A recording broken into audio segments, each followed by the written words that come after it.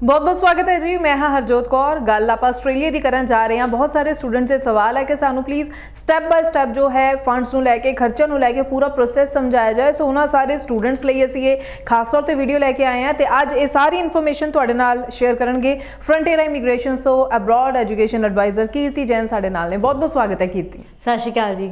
सो कीर्ति आप इंटेक से भी गल जरूर करांगे पर फिलहाल मैं जरूर चाहांगी कि इसे तो ही आप शुरुआत करिए। स्टूडेंट्स नूं प्लीज़ तुसीं स्टैप बाय स्टैप पूरा फंड्स का प्रोसैस समझाओ ताकि उन्होंने क्लैरिटी होवे, विजन क्लीयर होएगा तो सही तरीके नाल अगे वध सकणगे। जी बिल्कुल। फाइनैंशियल डॉक्यूमेंट बेसिकली ਜਿਹੜੇ फंड्स ਹੁੰਦੇ ਆ ਆਸਟ੍ਰੇਲੀਆ ਦੇ ਪ੍ਰੋਸੈਸ ਲਈ ਬਹੁਤ ਹੀ ਜ਼ਿਆਦਾ ਇੰਪੋਰਟੈਂਟ ਹੈ। ਭਾਵੇਂ ਤੁਸੀਂ ਉਹ ਜੀਟੀ ਦੇ ਲਈ ਗੱਲ ਕਰਦੇ ਹੋ ਜਾਂ ਐਮਬੈਸੀ ਪਰਪਸ ਲਈ ਕਰਦੇ ਹੋ ਤੇ ਫੰਡਸ ਬਹੁਤ ਹੀ बड़ा रोल प्ले करते हैं तुहाडे डॉक्यूमेंटेशन दे विच। ते बहुत सारे स्टूडेंट्स नूं डाउट रहिंदा पहलां तां उन्होंने कन्फर्म ही नहीं हुंदा कि किस तरह के फंड सानूं चाहिए हैं, किन्ने पुराने होने चाहिए हैं। जे साडे कोल फंड्स पुराने नहीं है तो उहदा ऑल्टरनेट की हैगा। जे साडे कोल फंड्स पुराने हैं तो उहदे विच सोर्स की लोड़ पैंदी है नहीं पैंदी। तो इसे ये सारे डाउट्स क्लीयर करने लई अज असी ये बेसिकली शो कर रहे हैं। तो सब फस्ट ऑफ ऑल मैं कन्फर्म करना चाहांगी कि जदों भी आपां आस्ट्रेलिया दे लई फंड्स की गल करते हैं सो मेक श्योर जिहड़ा तुहाडा फंड है वो मिनिमम 3 मंथ्स ओल्ड होना चाहिए है। हुण फंड्स की गल करिए कि किस फॉर्म दे विच होना चाहिए, सेविंग दे विच होना चाहिए है, फिक्स डिपॉजिट चलता है, की चलता है। सो बेसिकली सेविंग हुंदा है कि जे अपना अकाउंट ओपन है उहदे विच जिहड़ा अपना रनिंग मनी पई है या आपां यूज़ करदे वो सेविंग विच कंसीडर हुंदा है। बट जे आपां गल करदे एफडी दी फिक्स डिपॉजिट उहदा मतलब है कि तुसीं पहलां अपना पैसा सेविंग दे विच पाया ते उहनूं एफडी विच कन्वर्ट कर दिता। सो वो फंड्स फिक्स डिपॉजिट कंसीडर हुंदा है। सो ये दोवां ही फॉर्म जिहड़ी हैं ਆਪਾਂ यूज़ कर सकते हैं फंड शो करने लई। इस तो इलावा बच्चे के डाउट्स होंगे कि करंट अकाउंट में साडा जिहड़ा पैसा पिया है वो कंसीडर हुंदा है कि नहीं। बिल्कुल भी नहीं। करंट अकाउंट बेसिकली उन्होंने हुंदा है जे आपां कोई फर्म जिहड़ी रजिस्टर की है उहदे नाम ते जिहड़ा अकाउंट हुंदा वो करंट अकाउंट दे विच हुंदा है। भावें तुसीं करंट अकाउंट में करोड़ रुपए क्यों ना रखो कदे भी तुहाडा फंड शो करने लई यूज़ नहीं कर सकते। हमेशा सेविंग अकाउंट ही तुहाडा कंसीडर किया जाता है सेविंग्स के लिए। एक होर बैलेंस हुंदा है मोड बैलेंस जिन्हों आपां कहंदे हैं। Mode balance basically kind of fix deposit हुंदा है। सपोज करो कि मैं अपने अकाउंट च 20 लाख रुपया एग्जैक्ट अमाउंट रखिए उहदे जे मैं फिक्सड कराया वो फिक्स डिपॉजिट है। बट मेरा पैसा रोज़ का ही आता रहिंदा है। अज 10,000 आ गया, 20,000 आ गया तो उदों विचों जे मैं छोटी छोटी अमाउंट अपनी सेव करन विच लांदी है तो मोड बैलेंस कंसीडर हुंदा है। तो वो बैलेंस तुसीं सेविंग लई नहीं कर सकते। रीजन बीइंग क्योंकि वह ना ही कोई एक पर्टिकुलर फिक्स डिपॉजिट कंसीडर होंगे ना ही वो सेविंग दे विच होंदा। सिर्फ एक क्लोजिंग बैलेंस की अमाउंट विच वो शो किया जाता है तो वो बैलेंस तुसीं कंसीडर नहीं कर सकते आस्ट्रेलिया लई। हुण आपां गल करते हैं नॉर्मल सेविंग फंड की या फिक्स डिपॉजिट की। जे तुहाडा सेविंग विच बैलेंस 3 महीने पुराने पिया है या तुहाडी एफडी नूं होए हुए 3 महीने हो गए हैं सो मिनिमम बैलेंस तुसीं अपनी आस्ट्रेलिया दे विच फंड शो करने लई यूज़ कर सकते हो। बट जे तुहाडे कोल रीसेंट फंड है 2 दिन हुए अकाउंट च पवाया है बट ओदा सोर्स तुहाडे कोल अवेलेबल है। सपोज मेरे कोल प्रॉपर्टी सी मैं अज सेल कर दी आ तो उन्होंने जिहड़ी मनी है मैनू अकाउंट के राही अकाउंट में ट्रांसफर की है तो इट मीनस मेरे कोल वो जिहड़ा पैसा मेरे कोल आया है ओदा प्रूफ हैगा। सो वो नवा फंड भी तुहाडा आस्ट्रेलिया लई यूज़ हो सकता है। ओदा रीज़न ये है क्योंकि तुहाडे कोल प्रूफ है कि वो पैसा आया कित्थों है। सो ऑफ कोर्स जे तुसी ऐदा ही कोई प्रॉपर्टी कुछ भी मतलब सेल करके वो अमाउंट लीती है तो वह प्रॉपरली रिकॉर्ड तुहाडे कोल होना चाहिए। सपोज जे मैं प्रॉपर्टी सेल की तो मेरे कोल सेल डीड होएगी, जिन्होंने मैनू अमाउंट ट्रांसफर की है वह ट्रांजैक्शन प्रूफ होएगा। सो जे जेन्युइनली उस चीज़ को प्रूव करते हैं सो डेफिनेटली तुहाडा नवा पैसा भी आस्ट्रेलिया लिए यूज़ कर सकते हो तो उस केस विच तुहानू पुराने फंड की कोई भी लोड़ नहीं पेगी।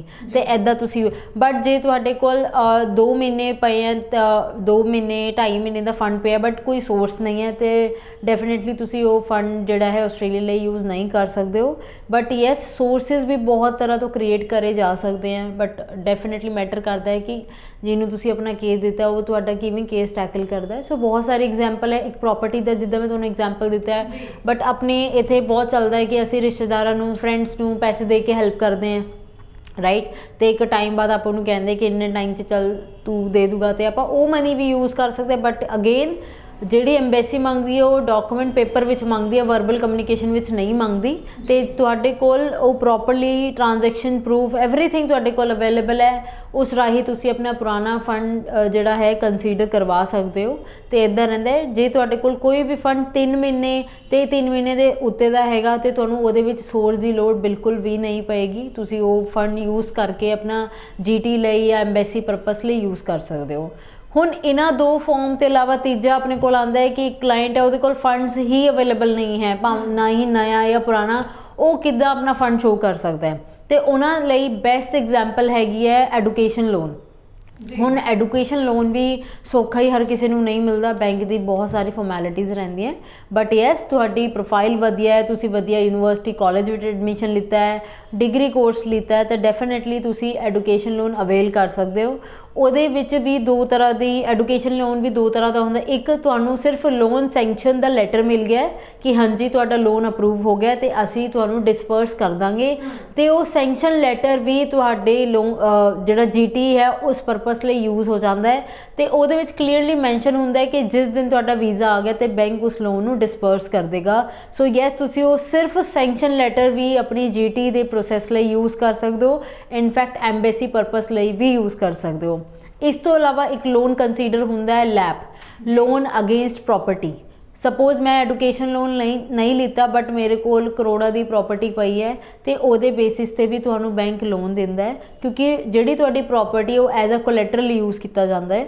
ਸੋ ਉਸ ਪ੍ਰੋਪਰਟੀ ਦੇ ਅਗੇਂਸਟ ਜਦੋਂ ਤੁਹਾਨੂੰ ਲੋਨ ਮਿਲ ਜਾਂਦਾ ਹੈ ਤੇ ਉਹਦਾ ਵੀ ਇੱਕ ਲੈਟਰ, ਸੈਂਕਸ਼ਨ ਲੈਟਰ ਇਸ਼ੂ ਕੀਤਾ ਜਾਂਦਾ ਹੈ, ਉਹ ਵੀ ਤੁਸੀਂ ਆਪਣੀ ਸਟੱਡੀ ਲਈ, GT ਲਈ ਤੇ ਐਮਬੈਸੀ ਪਰਪਸ ਲਈ ਯੂਜ਼ ਕਰ ਸਕਦੇ ਹੋ। ਸੋ ਇਹ ਬੇਸਿਕਲੀ ਫਾਰਮਸ ਨੇ ਜਿਹੜੀ ਤੁਹਾਨੂੰ GT ਤੇ ਐਮਬੈਸੀ ਪਰਪਸ ਲਈ ਯੂਜ਼ ਕੀਤੀ ਜਾਂਦੀ ਹੈ। ਇਸ ਤੋਂ ਇਲਾਵਾ ਇਹ ਤਾਂ ਫਾਰਮ ਸੀਗੀ ਵੀ ਕਿਸ ਫਾਰਮ ਵਿੱਚ ਆਪਾਂ ਲੋਨ ਹੋ ਗਿਆ ਜਾਂ ਆਪਣੀ FD ਹੈਗੀ ਹੈ, ਸੇਵਿੰਗਸ ਹੈਗੀ, ਕਿੱਦਾਂ ਆਪਾਂ ਆਪਣੀ GT ਤੇ ਐਮਬੈਸੀ ਪਰਪਸ ਲਈ ਯੂਜ਼ ਕਰ ਸਕਦੇ ਹਾਂ। ਇਸ ਤੋਂ ਇਲਾਵਾ ਜੇ ਆਪਾਂ ਗੱਲ ਕਰਦੇ ਹਾਂ ਕਿ ਬੱਚੇ ਨੂੰ ਸਭ ਤੋਂ ਜ਼ਿਆਦਾ ਦਿੱਕਤ ਆਉਂਦੀ ਹੈ ਕਿ ਚਲੋ ਆਪਾਂ ਸੋਰਸ ਅਰੇਂਜ ਕਰ ਲਏ, ਸਾਰਾ ਕੁਝ ਹੋ ਗਿਆ, ਹੁਣ ਕਿੰਨੀ ਅਮਾਊਂਟ ਚਾਹੀਦੀ ਹੈ, ਉਹ ਵੀ ਬਹੁਤ ਜ਼ਿਆਦਾ ਜ਼ਰੂਰੀ ਹੈ। ਸਪੋਜ਼ ਤੁਹਾਨੂੰ ਰਿਕੁਆਇਰਮੈਂਟ 20 ਲੱਖ ਦੀ ਹੈ, ਤੁਹਾਡੇ ਕੋਲ ਉਹਦੀ 20,000 ਦੀ 50,000 ਦੀ FDs ਪਈਆਂ, ਤੇ ਹੋ ਸਕਦਾ ਉਹਨਾਂ ਵਿੱਚੋਂ 2-3 FD ਤੁਹਾਡੀ ਬਹੁਤ ਪੁਰਾਣੀ ਹੋਣੀ ਤੇ 2-3 ਤੁਹਾਡੀ ਬਿਲਕੁਲ ਨਹੀਂ ਹੋਣੀ। ਬਟ ਜੇ ਉਹਨਾਂ ਦਾ ਸੋਰਸ ਨਹੀਂ ਹੈਗਾ ਤਾਂ ਵੀ ਤੁਹਾਡੀ ਅੱਧੀ ਅਮਾਊਂਟ GT ਲਈ ਵੈਲਿਡ ਨਹੀਂ ਹੈ, ਕਿਉਂਕਿ ਓਵਰਆਲ ਅਮਾਊਂਟ ਉਨੀ ਹੋਣੀ ਚਾਹੀਦੀ ਹੈ। ਰੂਲ ਵੀ ਸਭ ਦੇ ਲਈ ਸੇਮ ਹੋਣਗੇ, ਇਹ ਨਹੀਂ ਕਿ 2 FD ਤੁਹਾਡੀ ਪੁਰਾਣੀ ਹੋ ਗਈ ਜੀ 2 ਨਹੀਂ ਵੀ ਚੱਲ ਜੂਗੀ, ਨੋ, ਉਹਦਾ ਸਿਸਟਮ ਸਭ ਲਈ ਸੇਮ ਹੈ। ਜੇ ਤੁਹਾਡੇ ਕੋਲ ਨਈ FD ਅਵੇਲੇਬਲ ਹੈ ਤੇ ਸੋਰਸ ਹੋਣਾ ਚਾਹੀਦਾ ਹੈ, ਪੁਰਾਣੀਆਂ ਉਹਨਾਂ ਦੇ ਲਈ ਸੋਰਸ ਦੀ ਰਿਕੁਆਇਰਮੈਂਟ ਨਹੀਂ ਹੈ। ਸੋ ਮੇਕ ਸ਼ੋਰ ਤੁਸੀਂ ਓਵਰਆਲ ਜਿੰਨੀ ਵੀ ਅਮਾਊਂਟ ਰਿਪਰੈਜ਼ੈਂਟ ਕਰ ਰਹੇ ਹੋ ਆਪਣੀ GT ਐਮਬੈਸੀ ਲਈ, ਔਰ ਨੋਰਮਸ ਦੇ ਅਕੋਰਡਿੰਗ ਹੀ ਜਾਊਗੀ, ਕਿਸੇ ਇੱਕ ਲਈ ਐਕਸੈਪਸ਼ਨ ਨਹੀਂ ਹੈਗੀ ਹੈ। ਸੋ ਇਦਾਂ ਦਾ ਫੰਡ ਤੁਸੀਂ ਕ੍ਰੀਏਟ ਕਰ ਸਕਦੇ। ਜੀ ਬਿਲਕੁਲ। ਸੋ ਬੜੇ ਹੀ ਡਿਟੇਲ ਦੇ ਵਿੱਚ ਬੜੇ ਵਧੀਆ ਢੰਗ ਦੇ ਨਾਲ ਕੀਰਤੀ ਨੇ ਪੂਰੀ ਫੰਡਸ ਨੂੰ ਲੈ ਕੇ ਇਨਫੋਰਮੇਸ਼ਨ ਤੁਹਾਡੇ ਨਾਲ ਸ਼ੇਅਰ ਕੀਤੀ ਹੈ। ਸੋ ਇੱਕ ਪੁਆਇੰਟ ਬੜਾ ਵਿਚਾਰਨ ਵਾਲਾ ਹੈ, ਸੋ ਜ਼ਰੂਰ ਤੁਸੀਂ ਸਭ ਚੀਜ਼ਾਂ ਨੂੰ ਧਿਆਨ ਦੇ ਵਿੱਚ ਰੱਖਣਾ ਹੈ। ਕੀਰਤੀ ਛੋਟਾ ਜਿਹਾ ਅਪਡੇਟ ਜ਼ਰੂਰ ਚਾਹੂੰਗੀ ਇਨਟੇਕ ਨੂੰ ਲੈ ਕੇ, ਜੁਲਾਈ ਇਨਟੇਕ ਲਈ ਕਿੰਨੀ ਹਲੇ ਗੁੰਜਾਇਸ਼, ਕਦੋਂ ਤੱਕ ਅਪਲਾਈ ਕਰ ਸਕਦੇ ਹਾਂ ਹਲੇ, ਜਾਂ ਫਿਰ ਸਿੱਧਾ ਸਿਰਫ ਹੁਣ ਨਵੰਬਰ ਇਨਟੇਕ ਤੇ ਫੋਕਸ ਕਰਨਾ ਚਾਹੀਦਾ? ਨਹੀਂ, ਬਿਲਕੁਲ ਜੁਲਾਈ ਇਨਟੇਕ ਲਈ ਸੀਟਸ ਅਵੇਲੇਬਲ ਹੈ, ਬਟ ਯੈਸ ਬਹੁਤ ਲਿਮਿਟਿਡ ਸੀਟਸ ਅਵੇਲੇਬਲ ਹੈ। ਜਦੋਂ ਆਪਾਂ ਲਿਮਿਟਿਡ ਦੀ ਗੱਲ ਕਰਦੇ ਇਟ ਮੀਨਸ ਕਾਲਜ ਤੇ ਯੂਨੀਵਰਸਿਟੀ ਨੇ ਵਧੀਆ ਪ੍ਰੋਫਾਈਲ ਵਾਲੇ ਸਟੂਡੈਂਟਸ ਨੂੰ ਹੀ ਐਡਮਿਸ਼ਨ ਦੇਣੀ ਹੈ। ਤੇ ਇਹਦੇ ਵਿੱਚ ਜੇ ਤੁਸੀਂ ਹਜੇ ਵੀ ਸੋਚ ਰਹੇ ਹੋ ਕਿ ਅਸੀਂ ਅਪਲਾਈ ਕਰਾਂਗੇ, ਤੇ ਪਹਿਲਾਂ ਤਾਂ ਦੇਖ ਲਓ ਤੁਹਾਡੇ ਲਈ ਬਹੁਤ ਜਲਦੀ ਕੰਪੀਟੀਸ਼ਨ ਖੜਾ ਹੋਣ ਵਾਲਾ ਹੈ। 23 ਪਾਸ ਆਊਟ ਤੁਹਾਡੇ ਕੋਲ ਆਉਣ ਵਾਲੇ ਹੈ, ਤੇ ਮੇਕ ਸ਼ੋਰ ਜੇ ਤੁਹਾਡੀ ਪ੍ਰੋਫਾਈਲ ਤੁਹਾਨੂੰ ਆਲਰੇਡੀ ਲੱਗਦਾ ਹੈ ਕਿ ਮੈਂ 22 ਪਾਸ ਆਊਟ ਆ, ਅੱਗੇ ਮੇਰੇ ਲਈ ਆਪਸ਼ਨ ਨਹੀਂ ਰਹਿਣੀ, ਜਾਂ ਤੁਸੀਂ ਐਵਰੇਜ ਪਰਸੈਂਟੇਜ ਦੇ ਨਾਲ, ਐਵਰੇਜ PTIL ਸਕੋਰ ਦੇ ਨਾਲ ਹਜੇ ਵੀ ਵੇਟ ਕਰ ਰਹੇ ਹੋ ਕਿ ਆਪਾਂ ਅਪਲਾਈ ਕਰੂੰਗੇ, ਸੋ ਜੁਲਾਈ ਇਨਟੇਕ ਤੁਹਾਡੇ ਲਈ ਤਾਂ ਬਿਲਕੁਲ ਹੀ ਲਾਸਟ ਆਪਸ਼ਨ ਹੈ। ਕਿਉਂਕਿ ਬਹੁਤ ਘੱਟ ਸੀਟ ਦੀ ਜਦੋਂ ਆਪਾਂ ਗੱਲ ਕਰਦੇ ਹਾਂ ਮੀਨਸ ਬਹੁਤ ਘੱਟ ਕੋਰਸਿਸ ਅਵੇਲੇਬਲ ਨੇ, ਬਹੁਤ ਘੱਟ ਓਵਰਆਲ ਸੀਟਸ ਅਵੇਲੇਬਲ ਨੇ, ਐਪਲੀਕੇਸ਼ਨ ਆਲਰੇਡੀ ਰਸ਼ ਵਿੱਚ ਜਾ ਚੁੱਕੀਆਂ ਨੇ। ਸੋ ਹਾਰਡਲੀ ਹਫਤਾ 10 ਦਿਨ ਮੈਕਸਿਮਮ ਟਾਈਮ ਹੈ ਤੁਹਾਡੇ ਕੋਲ ਅਪਲਾਈ ਕਰਨ ਦਾ। ਉਸ ਤੋਂ ਬਾਅਦ ਤੁਹਾਨੂੰ ਨਵੰਬਰ ਇਨਟੇਕ ਹੀ ਮਿਲਣਾ ਹੈ, ਤੇ ਨਵੰਬਰ ਵਿੱਚ ਤੁਹਾਡੇ ਲਈ ਡਬਲ ਕੰਪੀਟੀਸ਼ਨ ਆ ਜਾਣਾ ਹੈ। ਹੋ ਸਕਦਾ ਹੈ ਉਹਦੇ ਵਿੱਚ ਵੀ ਤੁਹਾਨੂੰ ਸੀਟਸ ਨਾ ਮਿਲਣ। ਸੋ ਮੇਕ ਸ਼ੋਰ ਜੇ ਤੁਸੀਂ ਆਸਟ੍ਰੇਲੀਆ ਵਿੱਚ ਅਪਲਾਈ ਕਰਨ ਦਾ ਸੋਚ ਰਹੇ ਹੋ, ਸੋ ਹਾਰਡਲੀ ਵਿਦਿਨ ਵੀਕ ਔਰ 10 ਡੇਜ਼ ਤੁਸੀਂ ਅਪਲਾਈ ਕਰ ਸਕਦੇ ਜੀ। ਸੋ ਬਹੁਤ ਥੈਂਕਸ ਕੀਰਤੀ ਕਿ ਤੁਸੀਂ ਬਹੁਤ ਡਿਟੇਲ ਵਿੱਚ ਪੂਰੀ ਇਨਫੋਰਮੇਸ਼ਨ ਸ਼ੇਅਰ ਕੀਤੀ ਹੈ ਸਟੂਡੈਂਟਸ ਦੇ ਨਾਲ, ਤੇ ਜਲਦੀ ਹੀ ਹੋਰ ਇਨਫੋਰਮੇਟਿਵ ਵੀਡੀਓਜ਼ ਨਾਲ ਤੁਹਾਡੇ ਰੂਬਰੂ ਹੋਵਾਂਗੇ। ਫਿਲਹਾਲ ਲਈ ਦਿਓ ਜੀ ਇਜਾਜ਼ਤ, ਧੰਨਵਾਦ। Thank you.